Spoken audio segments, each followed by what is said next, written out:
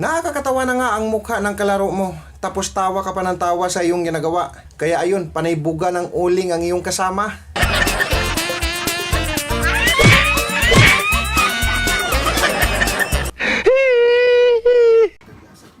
Kita gitu itidawat tayo, itinangat po tayo sa Kristo pagkati yung mga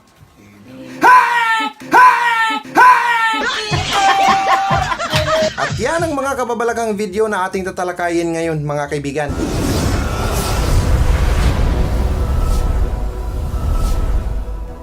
Yung nagpapakitaan kayong dalawa ng talent sa pagsayaw, nakakaiba, para lang makita sa bandang huli kung sino ang mas malupit sa inyong dalawa.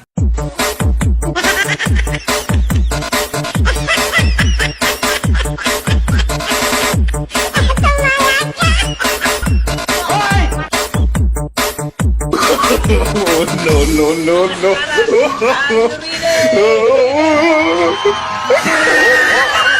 You wanna make some noise? Ay, sumay tayo! 1, 2,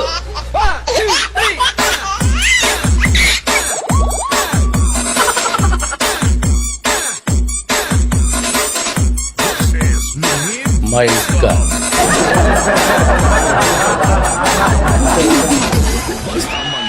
Sabay tayo!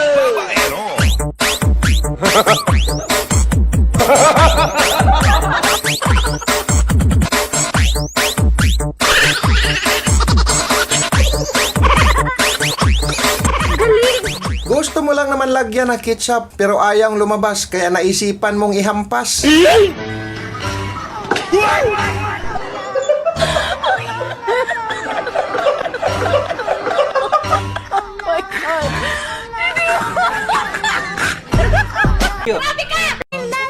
Tuwang-tuwa ka na sana dahil nakahanap ka ng bayanihan na tutulong sa'yo para makatawid sa malaking baha. Ngunit ang hindi mo alam ay pagtitripan ka lang pala sa mga walang ya.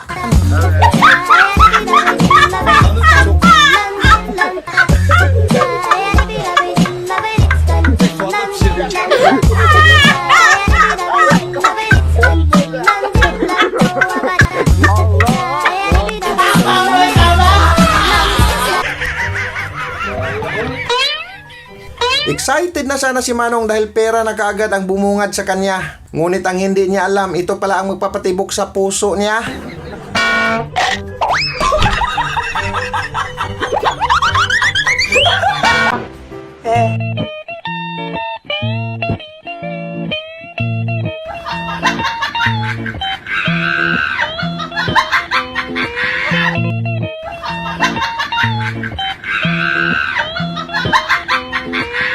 Yung pinahiram ka ng motor sa kaibigan mo at bigla kang nag-practice mag-racing. Kaso mukhang ikaw yata ang lumipad. Ayaw, di ma.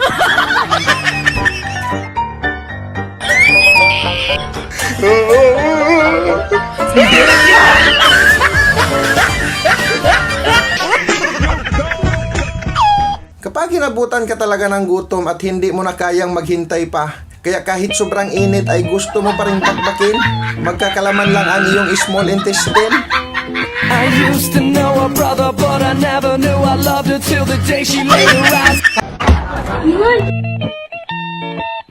May mga malulupit na tao talaga na gustong magpakita ng gilas sa iba para lang sabihin na sila ay bida-bida. Kaya ginaya naman ang iba, ngunit mali yata ang kanyang pinakita.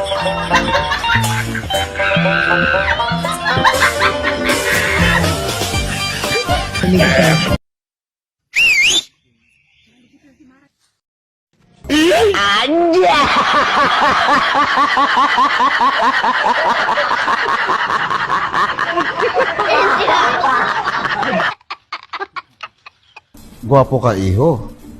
Matangkad. Huwag mong sayangin yung buhay mo sa pinagbabawal na gamot. Father, gusto niyo tumabi ako? Harap-harapan eh. Ikaw naman babae ka. Baka pagkadipas ng ilang buwan, nag-rehab yan. Magpapile ng annulment. Huwag mo na ituloy. Father, bayad na ang catering. Sayang ang handaan. Ituloy ang kasal. Wala ka bang sasabihin? Hindi mo pagtatanggol sarili mo?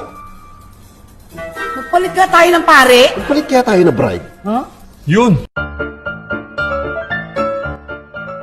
Yung babae ka pero kaya mong gawin ang trabaho ng mga lalaki na walang kaarte-arte.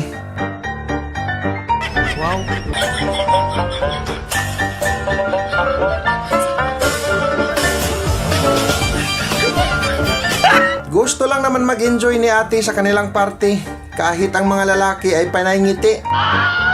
Dahil sa kanilang nakikita na nagdadala ng mga vitamins sa kanilang mata. Ayoko! Ayoko! Mata pa ko, Kol! Napakaganda naman talaga ng tanawin dito.